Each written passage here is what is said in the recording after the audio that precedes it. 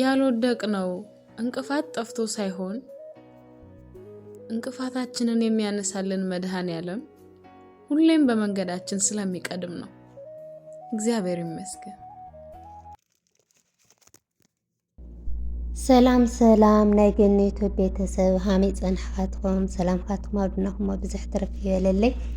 ባነ ኩሉ መልካም እዩ ኩሉ ሰላም እዩ ባኻትኩም ሰላም ንክኾን ድማ በዓልቲ ሙሉእ ተስፋዬ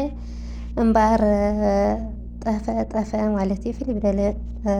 ቪድዮ ሕዘለኹም መፀንኹ ማለት እዩ እምበር ካብ ብጣዕሚ ድፈትዮ ሰብ ስጦታ ትልእኹኒ ማለት እዩና ድመጀመርያ ግዜ ስጦታ ያኒ ሰርፕራይዝ ክግበር ተለኹ ኣነሲ ድመጀመርያ ግዜ ማለት እዩ ስጦታ ይወሃብየ ግን ሰርፕራይዝ ባዕን ድፀብኽዎ ማለት እዩ ደይሰማዕኽዎ ደይበልኽዎ ገለሲ ድመጀመርያ ግዜ እዩ ማለት እዩና ብጣዕሚ ደስ ብሉኒ ብጣዕሚ ደስ ድብለኒ ከምዚ ዓይነት ማለት እዩ ደይትፀብኽዎ ዋላ ንእሽተይ ነገር ይኹንቲ ደይትፀብኽዎ ነገር እንተኾይኑስ ብጣዕሚ ደስ ዝብለኒና መጀመርያ ኣብ ስራሕ ነበረ ምንም ኣይሓሰብኩ ወይ ሰዋግ ደውሉ እዩ ዝኾነ ኣቕሓ መሲ ናሰብ ኣቕሓ መሲ ንዕውሰድ እየ ገለ ይብሉ ወፀ ተቐበልኽዎ ማለት እዩና ብዙሕ መዓልቲ ካብ ዩቱብ ጠፈ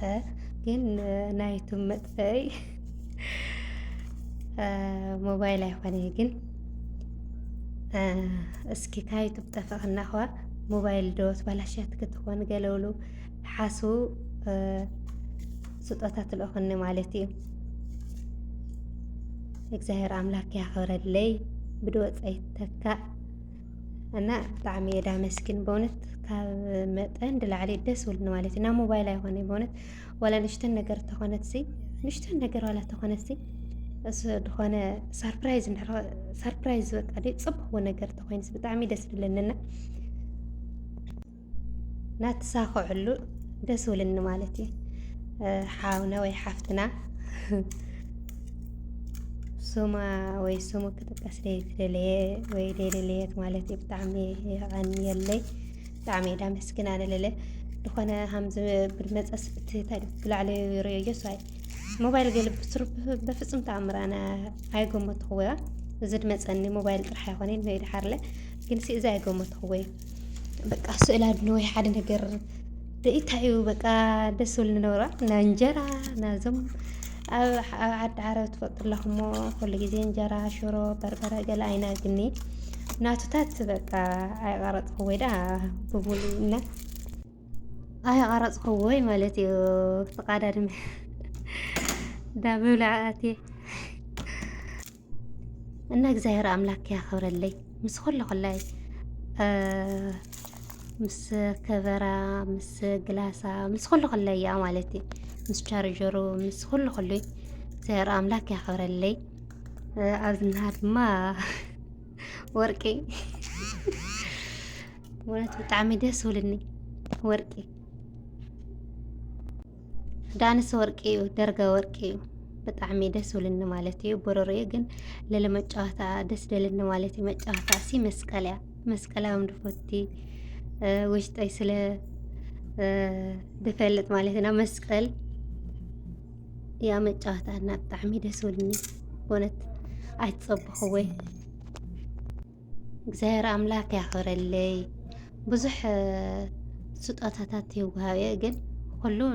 ናፈለጥቲ ኾይ ማለት እዩ ሃምዝንኸ ግን ሰርፕራይዝ ኮይና ኣይፈልጥን ማለት እዩ ብዝወፀ ይተካ ናበልኹ ማለት እዩ ኣብዝኖ መሰራዊ ሕግ ናበልኹ ነብራ ኣብዝኖ መሰራዊ ማለት እዩ ብድሕርቲ ኮይነ ከኣስረ ኮይ ሰብ ወይ ብድሕርቲ ኣስረልሃ እና ብጣዕሚ ደስ ብሎኛል ኣብዝኖ ግን ፍርሒ ቀጥቀጡለኸ ዓሞይ ከይትመፀኒ ብጣዕሚ ሓያል ስራሕና ዓሞይ ከይትመፀኒ ፍርቂ ነብሰ የለ ኣብዚ ደውለ ተገትረኒ እኽዳ ፍርቂ ነፍሰይ ድዓሞይ ብጣዕሚ ኣስቸጋሪ ቪድዮ ምስራሕ ይኹን ዝኾነ ነገራት ሚድያታት ምጥቃም ገለስ ብጣዕሚ ኣስቸጋሪ ማለት እዩ። ዋይፋይ ክልተ ዋይፋይ ግን ኣይጥቀመሉን። ኣሰይ ደስ ክብል በእውነት ብጣዕሚ ደስ ዝብለኒ ደስ ኣይብል 3 መስቀል ኮይነን ኣለይ ማለት እዩ ምስ ነበሩ ብጣዕሚ ደስ ዝብለኒ እግዚአብሔር ኣምላክ ያክብረለይ በእውነት ብጣዕሚ ደስ ዝብለኒ እግዚአብሔር ኣምላክ ያክብረለይ ዕድመን ጥዕናን ይሃበለይ ዝብር ድማ ሓርግኒ ይኸድ ጀጓለለ ሓርጋት እንትኸድ ማለት እዩ ሓምዳይ ድባል ምራቐና ወለድና እና ብድወፀ ይተካ እናበልኮ ብጣዕሚ ደስ ዝብለኒ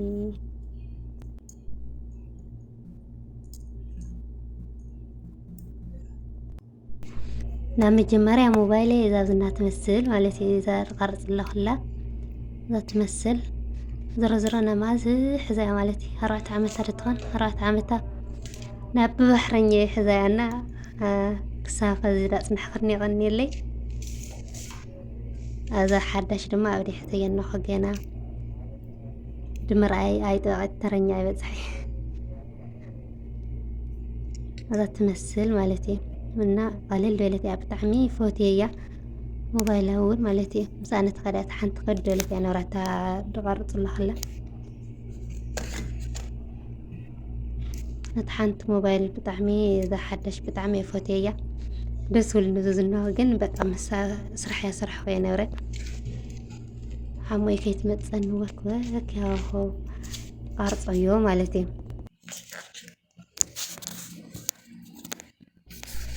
እዛ መስቀል ማለት እዩ ብጣዕሚ የፎትየያ ስዕመ ኣይሙኒ ይብለያ መስቀል ብምዃና ማለት እዩ ብጣዕሚ ደስ ዝብለኒ በእውነት የለኸዩ ብጣዕሚ ብደስታ ማለት እዩ እና እዚ ይመስል ሰላም ኩንለይ